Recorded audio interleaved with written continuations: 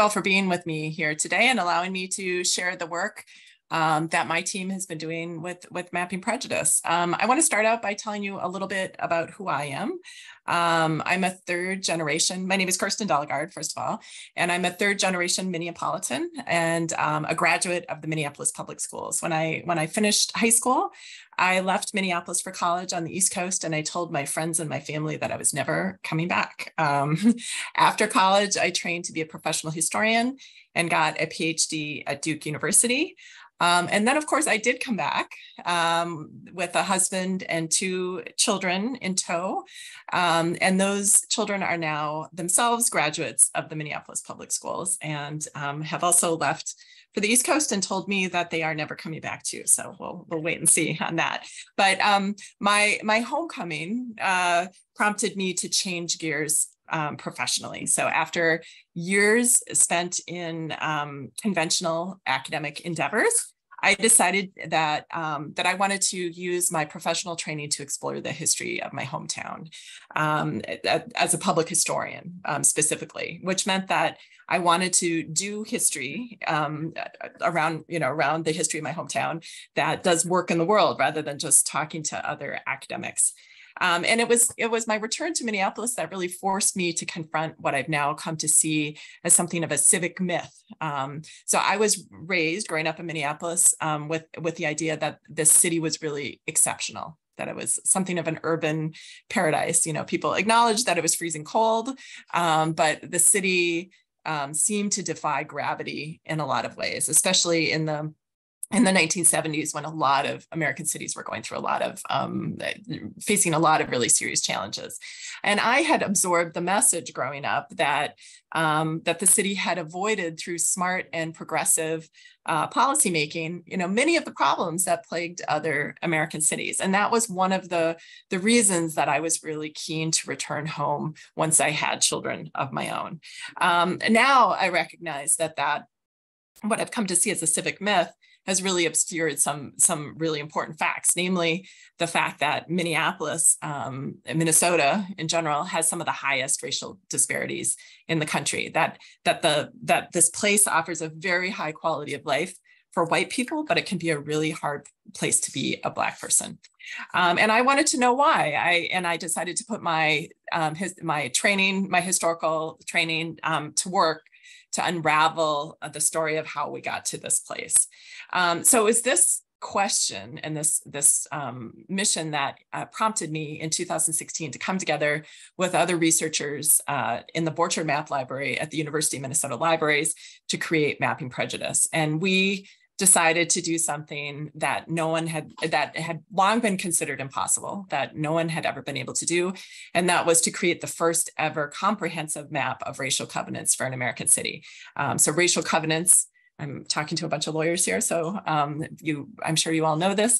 They were clauses that were inserted into property records to keep people who are not white from buying or occupying certain pieces of land. So of course, let's see.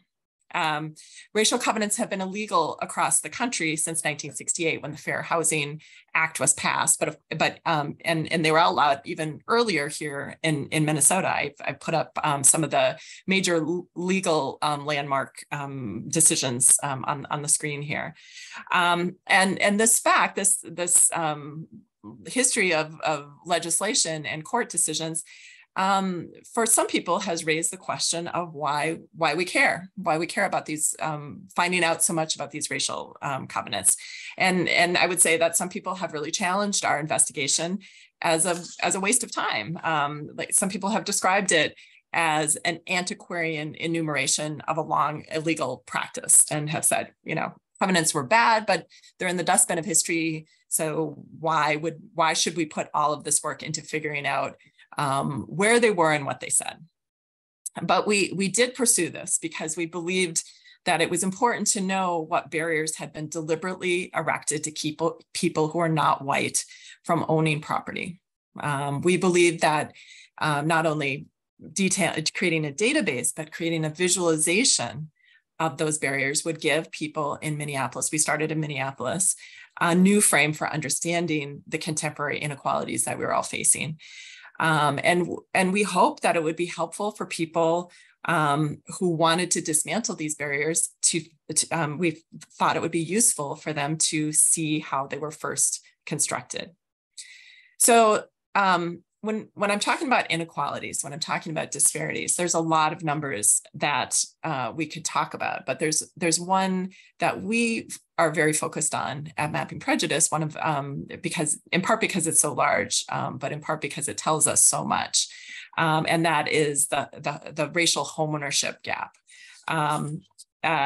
So in the urban core of the state of Minnesota, which is one of the most prosperous metropolitan areas in the country, we have one of the highest racial homeownership gaps in the country. And the numbers, what it means in terms of numbers, I put them on the screen. In the Twin Cities, 76% of white families own their own homes, while only 28% of Black families can say the same thing.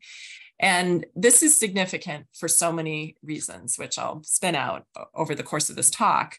But namely because housing is foundational for well-being. Access to housing is literally a matter of life and death. There was a recent report from the state of Minnesota that found that people who have been unhoused, no matter their age, their gender, their race, are 3 times as likely to die than the general population. So not having housing is literally deadly.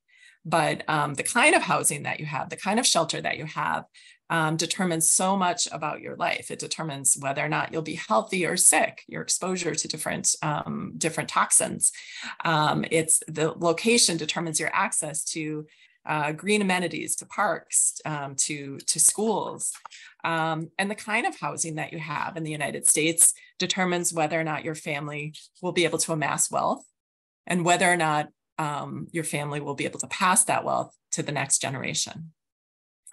And access to housing has been deliberately restricted in the United States. And the reason that we are interested in racial covenants is that they were a powerful tool for people who wanted to do this, who wanted to restrict access to housing. So the earliest racial covenant that we have found so far in the state of Minnesota was put in place in South Minneapolis in 1910. And that racial covenant I put up here on the screen. And this document that I put up here documents a transaction between Henry and Leonora Scott, who sold a property on 35th Avenue South to a Swedish immigrant named Nels Anderson. He was a baker.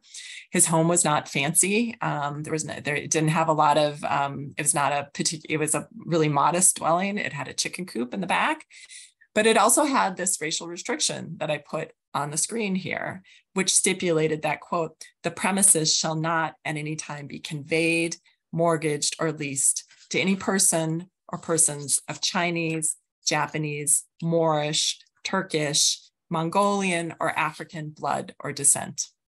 So at the turn of the 20th century, there was a conscious use to use these kinds of discriminatory property deeds to reshape the urban landscape.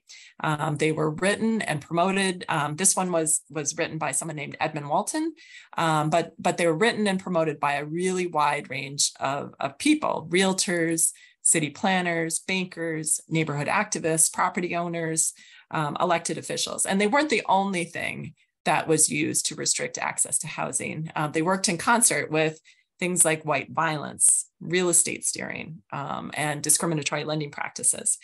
So Edmund Walton, the person who wrote this deed, didn't leave a key or an explanation of who exactly he was trying to target. But I think we know that his intent was to keep anyone who is not white from laying claim to this little parcel of land in South Minneapolis. And he went on to insert this same language into thousands of other deeds across the urban core of Minnesota and across the state of Minnesota. Hundreds of other landowners and developers and city officials followed Walton's lead and composed dozens of variations on this language. And I'm going to read you a couple of examples. But I want to emphasize that this language, as you can see, is disturbing. So just do what you need to take care of yourself while I'm reading this. So this racial covenant was inserted in the property record in 1946, and it said that no person of any race other than the Aryan race shall use or occupy any building or any lot.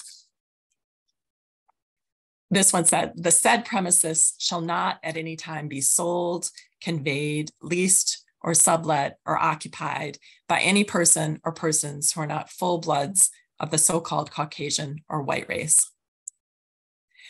No person of any race other than the Caucasian race shall use or occupy any building or any lot, except that this covenant shall not prevent occupancy by domestic servants of a different race who are domiciled with an owner or a tenant. So the people who engage with Mapping Prejudice through our presentations, through our volunteer sessions, have taught us a lot about these documents. They've taught us that seeing these documents, hearing these documents, has a really different impact depending on who you are and what your lived experience is. So for a lot of white people tell me that it's revelatory. They say, I didn't know. But people who lived with the consequences of these covenants did know, even if they weren't fully aware of all the details of these practices. And people who have come from families who were targeted by these kinds of racial restrictions often tell us that it's affirming to hear this history documented and acknowledged in this way, that it shows, in the words of Ibram X. Kendi, quote, the racism behind the racial disparities. So thanks to Black activism and resistance, most notably the lawyers of the NAACP, covenants have been illegal everywhere in the country since 1968, when the Fair Housing Act was passed.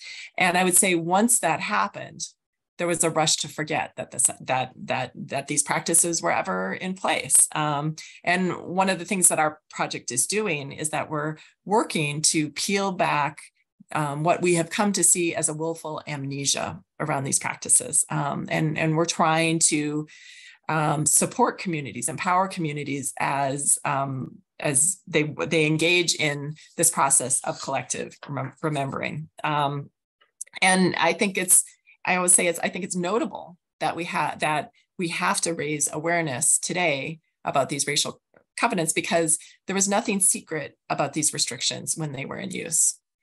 So racial covenants were printed in newspaper ads like this one for new housing developments. And they featured in the plot lines of books and movies and plays. They were on the front pages of newspapers. They were the subject of countless academic studies. And of course, stories about racial covenants have been passed down through families, the families that were impacted. And that's how I heard about racial covenants, is through family stories. So they've been passed down through Black families, Asian families, Jewish families, Native American families. In other words, I'm telling you all this to illustrate that there's overwhelming documentation of what one scholars call these unjust deeds. But when we started Mapping Prejudice, we didn't know that, and we had some really as we started asking questions, we realized that there were some really basic things that people didn't know. For instance, nobody could tell us what covenants actually said, what the text actually said.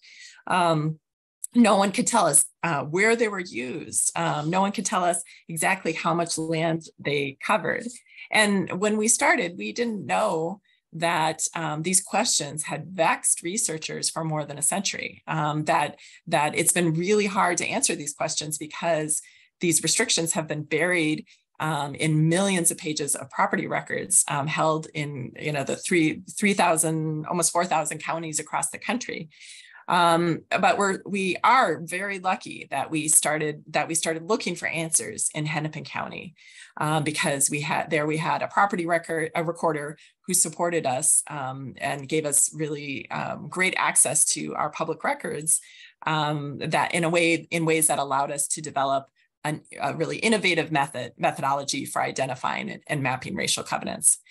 So here's how it worked. Hennepin County gave the University of Minnesota libraries copies of about 10 million pages of digitized property records.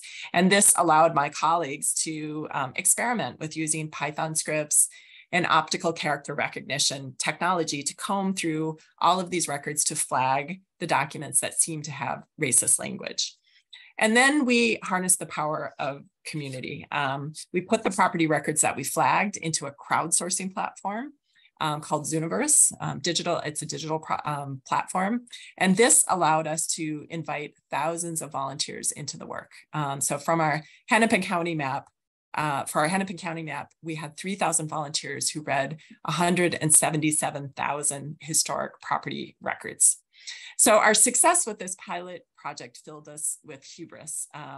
As a result of that, we decided to expand our geographic focus to include St. Paul in 2020.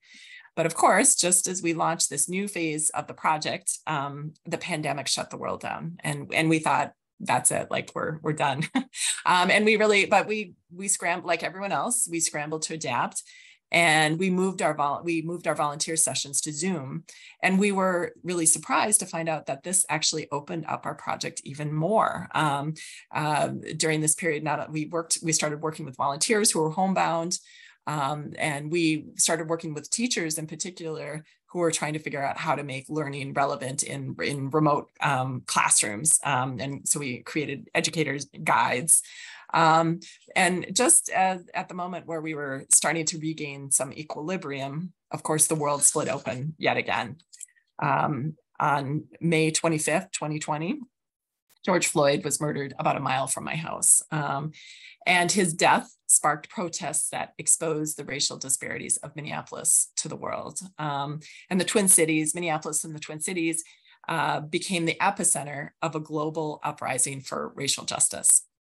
So we really struggled to meet the needs of the community during this period, working with our partners at St. Catherine University to run regular volunteer sessions and presentations where we shared our maps and co-created data.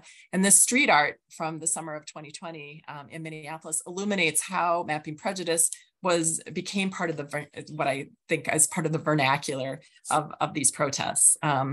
During this period, thousands of people came to our website, millions of people sometimes, honestly, to our website and our volunteer sessions and our presentations to try to understand why this happened in Minneapolis, to try to understand structural racism, and to begin their own anti-racist journeys. So over the next 6 months, we had an additional 3,000 volunteers from all over the world join our work, and they reviewed 250,000 deed images and donated, we've estimated about 21,000 hours of labor to the Ramsey County data set. So when we put all of this data on a map, this is what we got. This is all that volunteer work visualized. What you're looking at here is you're looking at a time-lapse map of the spread of racial covenants through Hennepin and Ramsey counties over time. You can see the years ticking by in the upper right-hand corner, and you can see how over time, approximately 30,000 racial covenants were embedded into the landscape of these two counties of the Twin Cities. So each one of these blue dots that you're seeing here denotes an individual property parcel that was reserved exclusively for the use of white people. And when we get to the end of the time lapse, you can see all of the land that we have identified with our volunteers as having these racial restrictions in these two counties. So this is the first map of its kind for an American city, but it will not be the last. It's not the last. Communities across the country are making their own maps of covenants, and my team is providing support to empower these other communities. But whenever we meet a new research team, and I just met with one right before this call, we try to emphasize one concept, which is really hard for a lot of researchers to really accept, which is this. The process is the product. This is our mantra with Mapping Prejudice. The process of reading these documents is as important as that finished map that I just showed you. It's this co-creative work, our relationship with our volunteers, that it does a lot of the work that we actually thought was going to be done by the finished visualization. So, so how does this work? What am I talking about exactly? So we volunteers from all backgrounds, and I want to be very specific about race. Black and white volunteers describe reading these racist property records as, quote, eye-opening, mind-blowing, a simple way to be part of positive change. Volunteers tell us that it shows them how racism is embedded in very tangible ways in our very neighborhoods, right where I live. That's what one volunteer told us. And many of the people who volunteered to document this history are now figuring out how to translate this new awareness into meaningful action. So I encourage all of you, we would love to have you as volunteers. We'd love to have you experience this for yourself. We're currently looking for volunteers and I'll talk more about how our work is expanding, but we have a workflow up for Dakota County we're working on right now. And we have another workflow where we're working on mapping racial covenants in Milwaukee, Wisconsin. So our work in Minnesota continues to grow. Right now we're working to map racial covenants in all the counties that make up the 7-county metro. And we would also like to expand our work into more rural areas of Minnesota. So the people who work with these records all the time, and I'm guessing there are many of you on this call actually, tell us that they have found them, they've seen them in every county across the state, but no one has ever done a systematic search for these restrictions on rural property records. And that's why we are interested in supporting the work of local groups like there's a group in the St. Cloud area that from St. Ben's College that found this covenant that I put up here from Benton County. And this deed is notable in part because it's the first one that I've ever seen in all the covenants that I've looked at that mentions Indian races and treaties.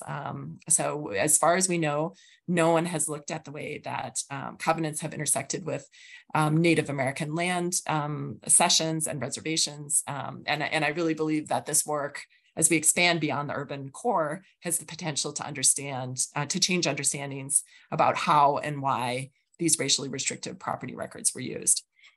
But here's one thing that is definitely established, that we know that covenants were everywhere because they were promoted by powerful national institutions. So in the private sector, the National Association of Realtors played a really critical role in popularizing covenants. That this group adopted a code of ethics that emphasized the importance of maintaining racially homogenous neighborhoods. They asserted that this was the best way to protect property values. And there was the National Association of Realtors that actually created model template covenants for its members and encouraged them to incorporate this into their practices. So this was one way that this practice was popularized. And then the public sector followed the lead of the private sector on this. And government officials at every level, local, state, national, supported the use of covenants in residential real estate. And when the federal government began to develop new programs in the 1930s to support home ownership, it made covenants one of the factors that determined whether or not a developer could get favorable lending terms. So in other words, covenants became part of federally mandated best practices for anyone doing residential real estate developments. And this requirement really pushed covenants into every community across the United States. And that's why we're working with groups across the country, not just here locally in Minnesota. We're working with a team in Milwaukee and collaborating with all of these different projects that I put up here on the screen, researchers in Washington State, Iowa, St. Louis, Washington, DC, Michigan, Chicago. And it's our hope that this collective work will result in a national data set of these racial covenants. So I started out by reading you the text of these racial covenants. And it's always best to go to the primary sources, I think, to really illuminate exactly how racist they are. I showed you the map to help you see that these were not isolated. They were not one-offs, that they were really widespread.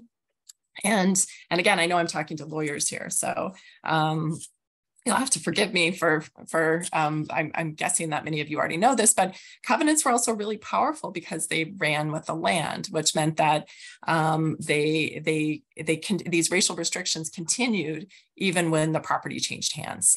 So it didn't matter how many times once they were embedded and connected to a piece of land, it didn't matter how many times that land changed hands, or whether it was subdivided, or whether the original building or the original house on the parcel was torn down and replaced with an apartment building. The racial restriction remained in place. And for people who decided they wanted to breach a covenant, they put a lot on the line. It was a big risk, because the penalty for breaching a covenant was to lose all the interests, all the equity that you had amassed in that parcel of land. So you risk being brought into court and having the land go back to the person who put the covenant in the first place. But I think it's also really important to underscore the fact that there wasn't among white people, that covenants were overwhelmingly popular. So that was not the quarter that resistance was coming from. And here in Minnesota, we have surveys from the 1940s that show that at least 60% of Minnesotans believe that racial covenants were beneficial, that they were necessary for protecting property values and neighborhood harmony. That was not the opinion of most Black people, of course, who saw covenants for what they were, which was a threat to basic liberty.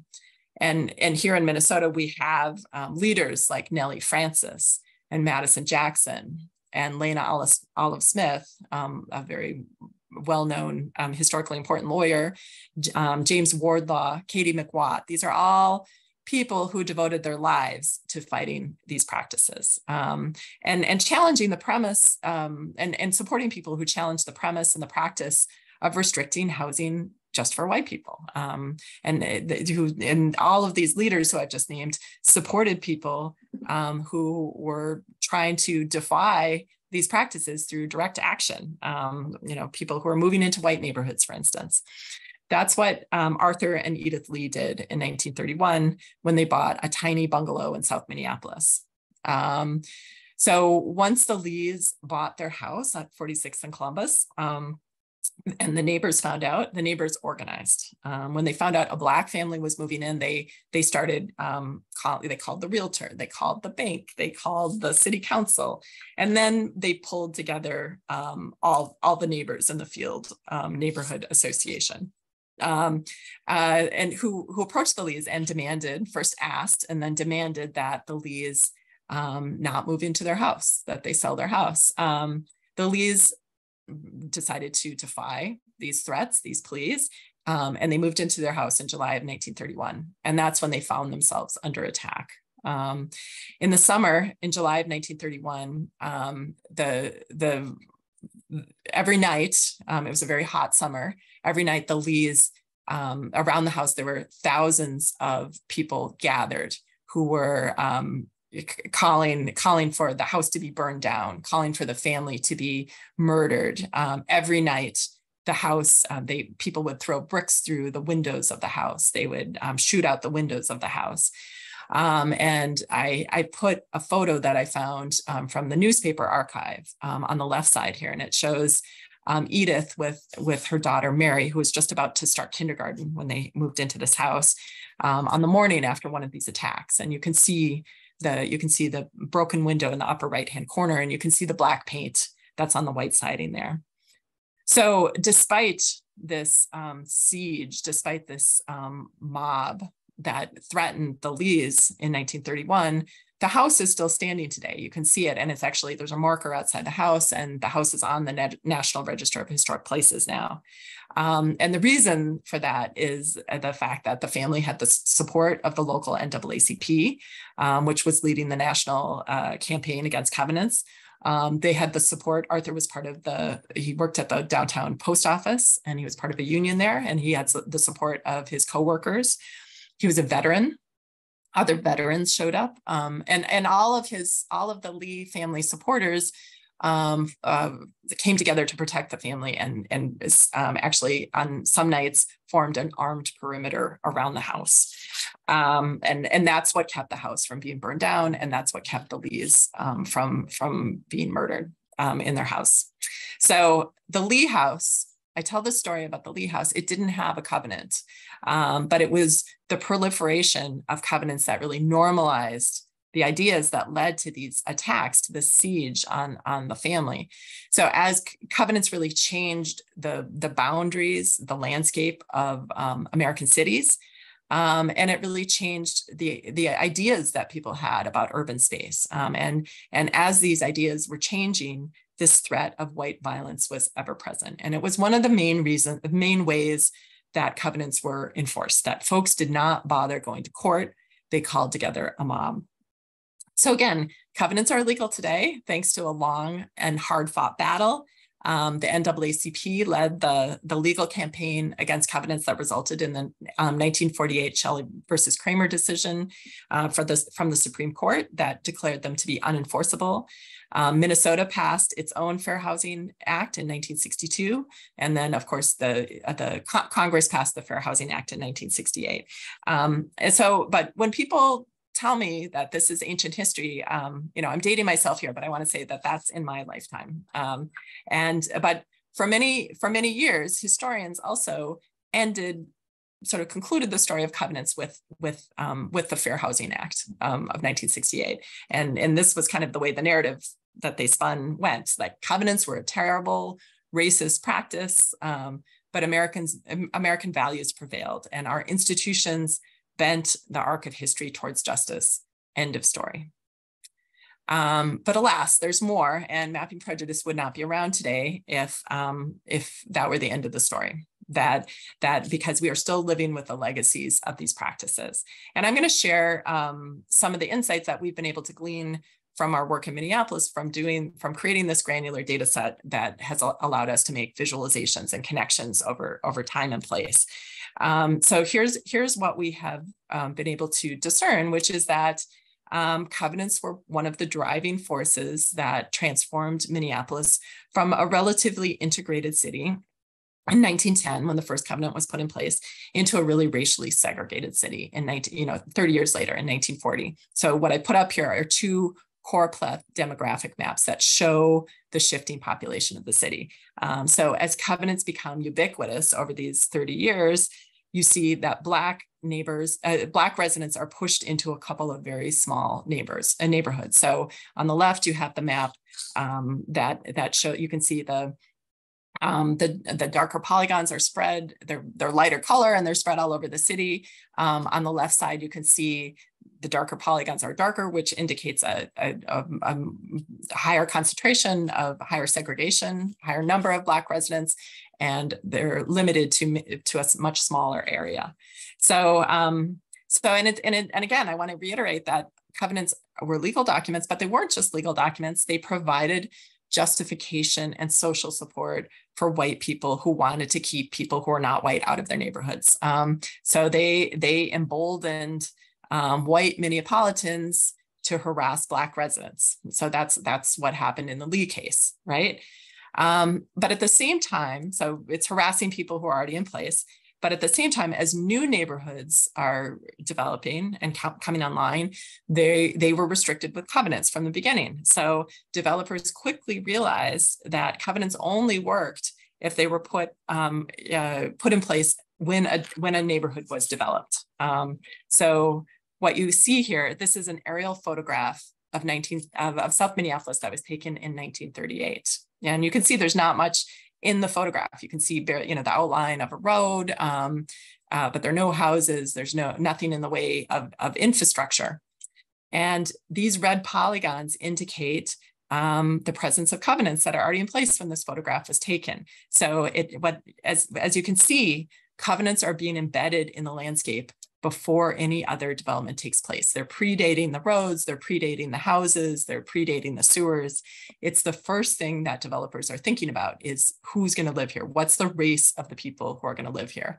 And this practice ensured that as American cities expanded, all new development was reserved for white people. And in the Twin Cities today, or in 2020, when the information from this map was taken, the areas that once had covenants are still overwhelmingly white today. So that's what this map shows. The green indicates the presence of covenants, and the purple represents where Black people are living today in Minneapolis and St. Paul. And the main way to read this map is to see that those two things do not overlap. Right. And again, this is more than 50 years after the Fair Housing Act made these covenants illegal.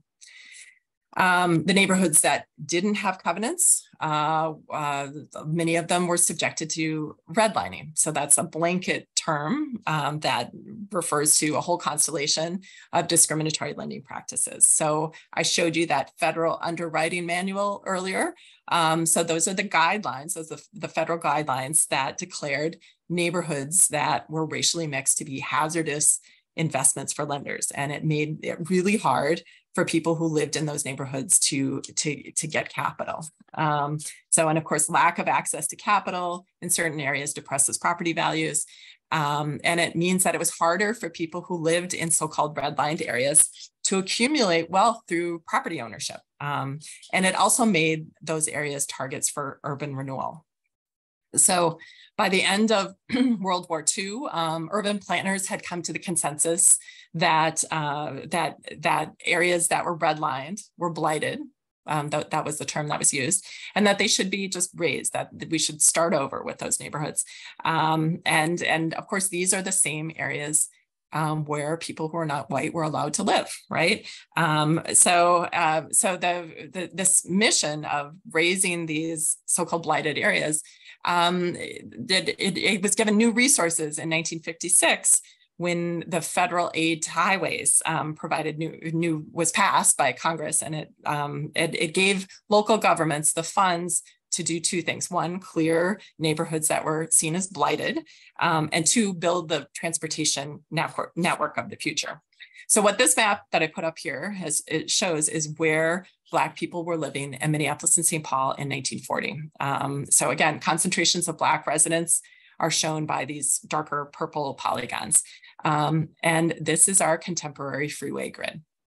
So what you're seeing here is that the construction of freeways displaced Black and brown people from some of the only places where they could live in the Twin Cities in this period.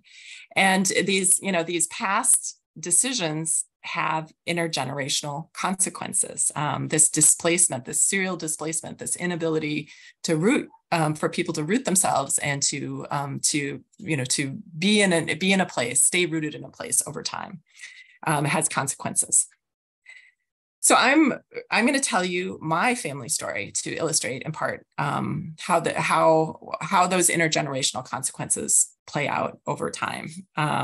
So I come from a family of immigrants, of Swedish immigrants. My grandparents were all from immigrant families from Sweden, and my grandparents started their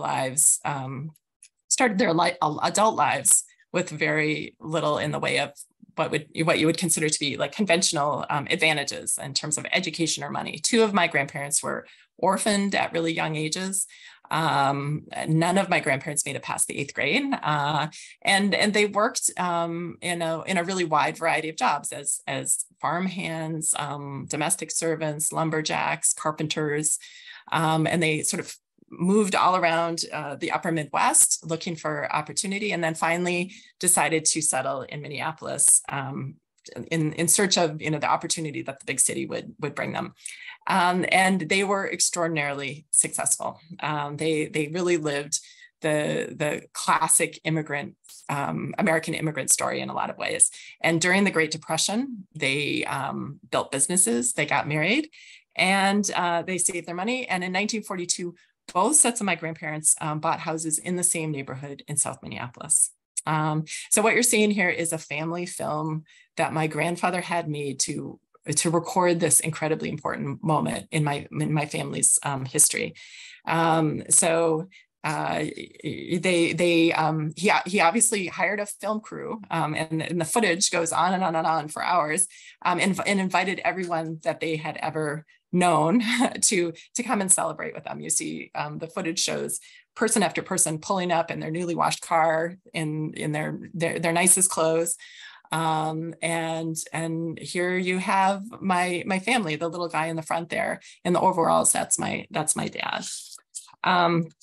So thanks to our work, I now know that my grandparents' house had a covenant. So the black icon on the map marks my grandparents' house, and the red that you see all around shows the covenants. And my mom's family lived nearby, and it was the same story there.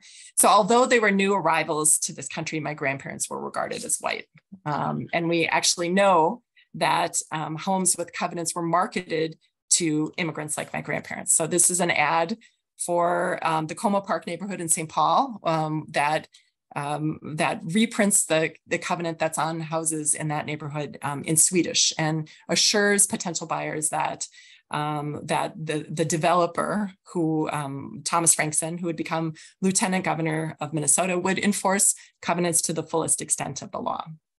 So the fact that some new Americans were seen as white meant that they could build their lives in a place that was off limits to other Minneapolitans who had similar income levels and similar education. So I grew up spending a lot of time at my grandparents' house and listening to my family, my uncles and my mom and my dad tell stories about what it was like to grow up in this neighborhood near Lake Nokomis. All my elders talked about what a great place this was to be a kid in the 1940s and 1950s, and just all the things, all the advantages that they had. They talked about spending all of their time outdoors, swimming at in Lake Nokomis, skating in the winter, being in the parks. And really importantly for my family, the neighborhood had really solid schools. So even though my grandparents didn't make it past 8th grade, my parents went through high school and both went to college, and my mother went to graduate school. So what I never heard from my family is the fact that this was all just for white people. And my parents say that they never questioned why their neighbors were all Swedish, Norwegian, and German, and that this uniform whiteness seemed utterly natural, even at a moment when we know that the number of Black people in the city was increasing dramatically. So, and the timing is really important. My grandparents bought their homes just as the United States was about to see the largest expansion of the middle class in its history. And a lot of this new prosperity, which made the United States the envy of the world, was deliberately supported by new federal programs in the 1930s. So these programs spurred the creation of the modern mortgage, which allowed many people to own their own homes, but they also baked, what we now call redlining into the algorithms that decided who got loans and who got favorable lending terms. So this means that 98% of FHA loans made between 1934 and 1962 went to white people. So 2 generations later, I'm still benefiting from the fact that my grandparents were encouraged to buy homes in a part of the city where property values increased over the 20th century. And we've worked with economists who have used our research to demonstrate that in 2019, houses in Minneapolis that had covenants, like the one owned by my grandparents, were worth in 2019 15% more than identical houses that did not have covenants.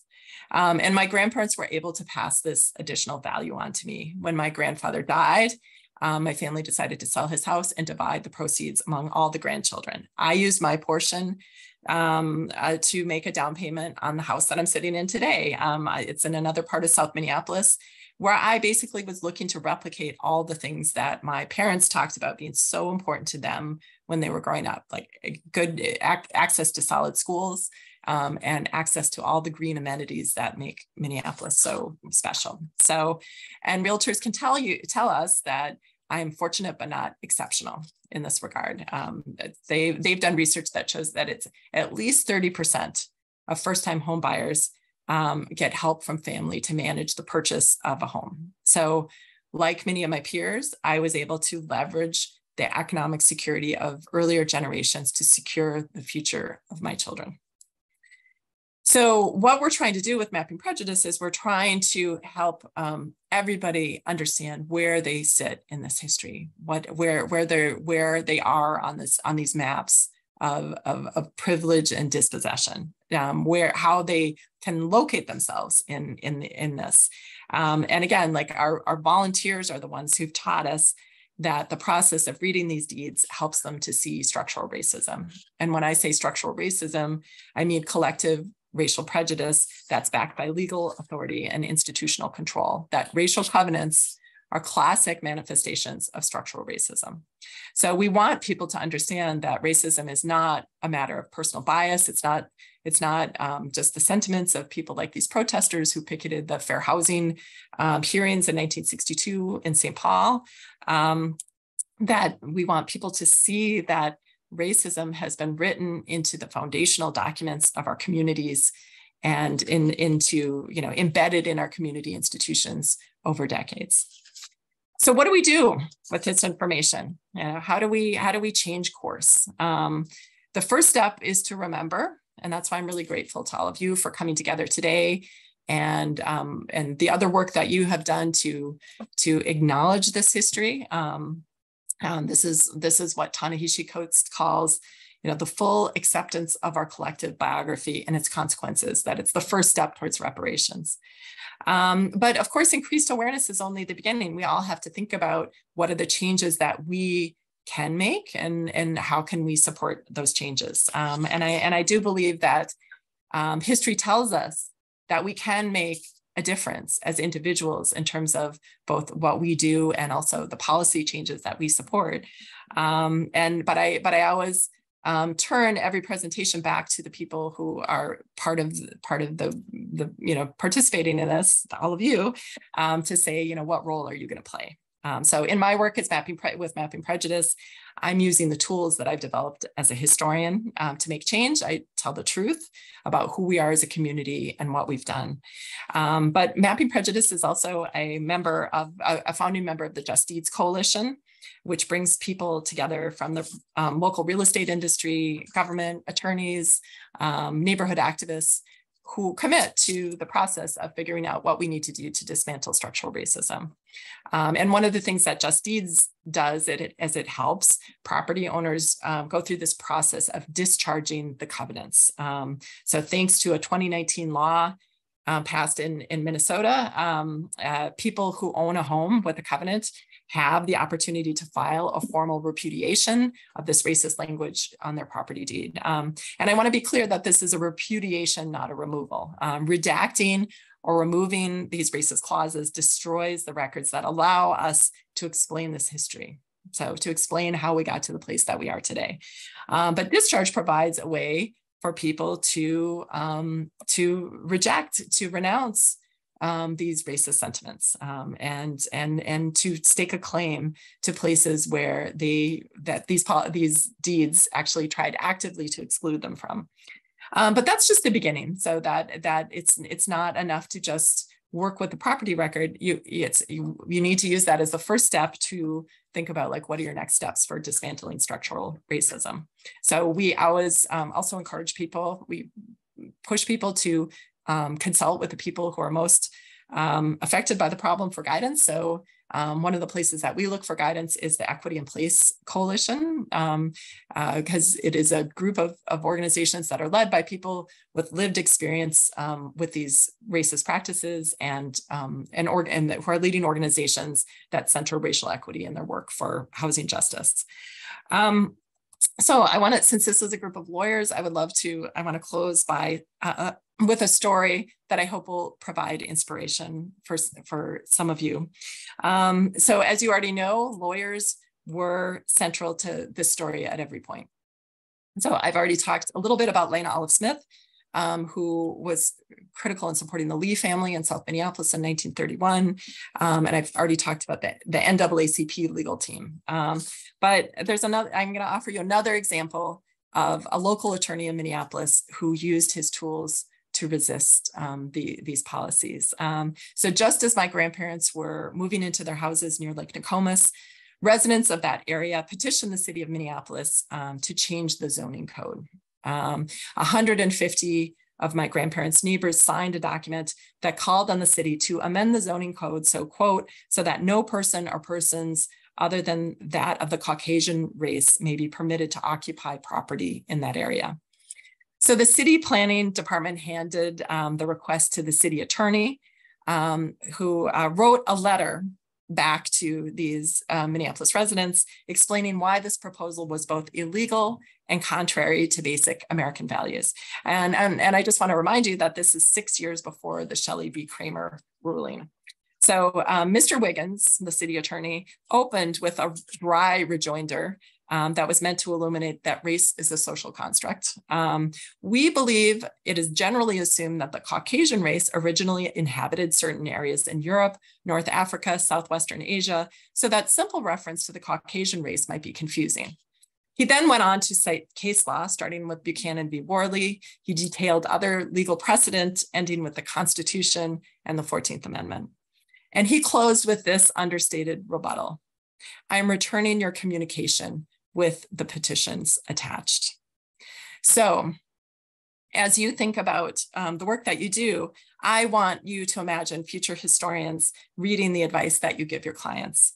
What do you want them to find, and how do you want them to be remembered? With that, I will stop sharing, and I would love to, we have a couple minutes for us to have some questions.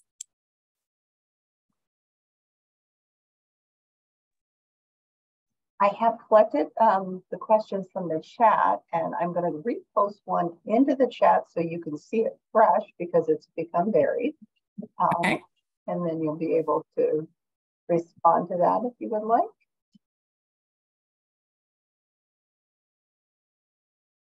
Oh, can you read the question so we can all hear it?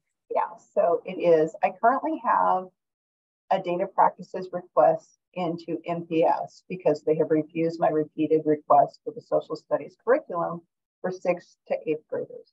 My request is based on a recent assignment my 12-year-old, sorry, just lost it, completed that seemed to promote patriarchy and white supremacy.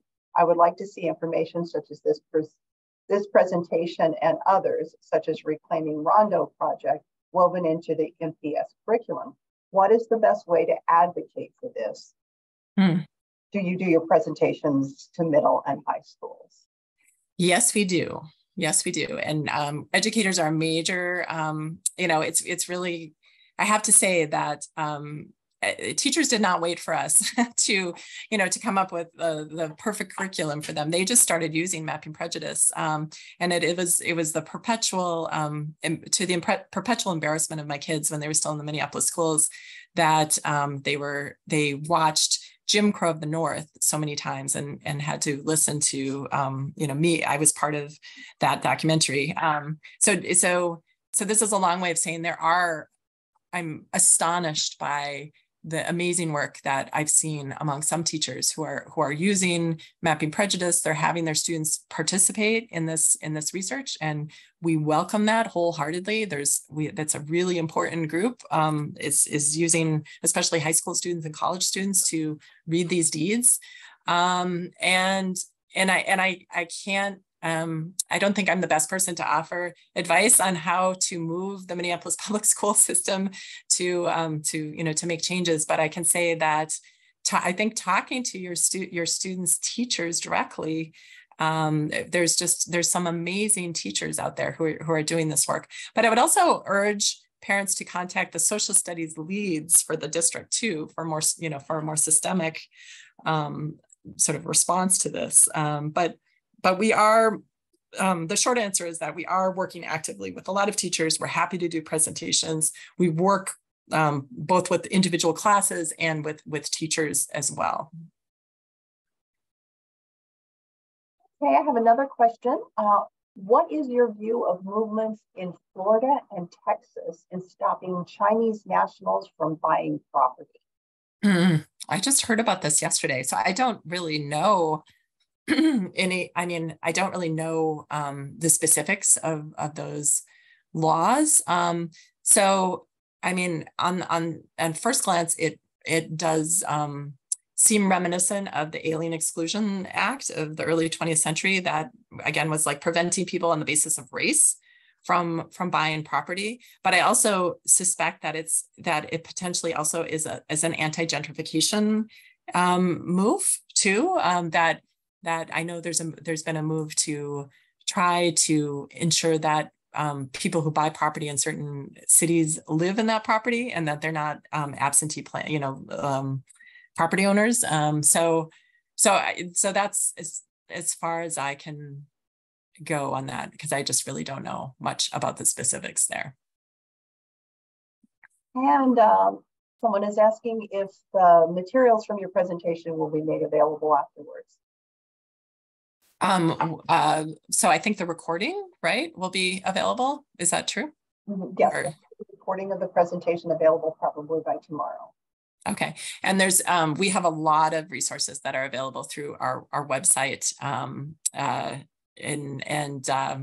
so please go to our website, which is www.mappingprejudice.umn.edu, and there's lots of materials that you can get, from our maps to some of the narratives, to lots of links to a lot of media pieces that have been done, and academic pieces that have been done about our work over the years. And I'll be sure to include that URL when I post the video. And once we get CLE credit, we will have that posted as well. And I did put that in the chat as well, where you can find that once we have it. We have applied for it, but we don't have it yet today. I'll just do a quick check. If you asked a question and I haven't read it aloud, would you put it back in the chat, because I missed it?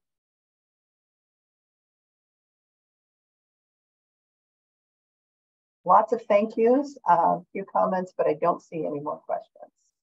Okay.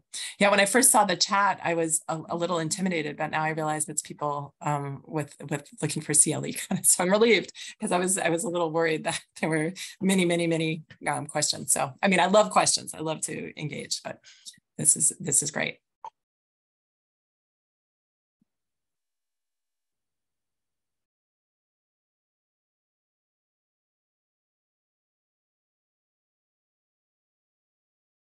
Okay, it looks like the rest are just comments and a whole lot of thank yous. I certainly agree with everyone saying that this is one of the best ones I've attended, and I certainly appreciate your work, and I appreciate you presenting it to us today. Well, thank you so much for having me, and thank you for all the work that you all do, and I look forward to finding ways that we can collaborate with all of you to move this work forward.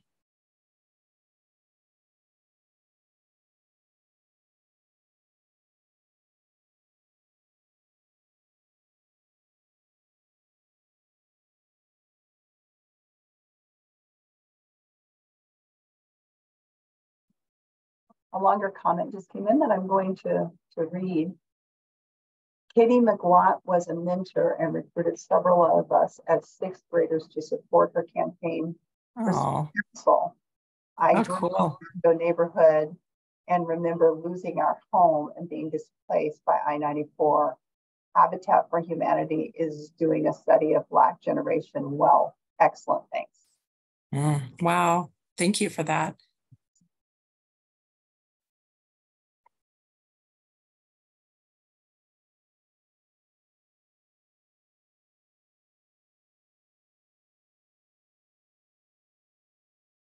Okay, we're just about at time anyway, so I'm going to go ahead and end the presentation.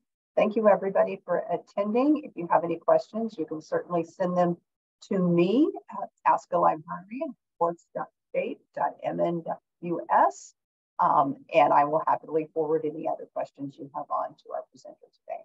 Thank you. Thank you. Thank you very much.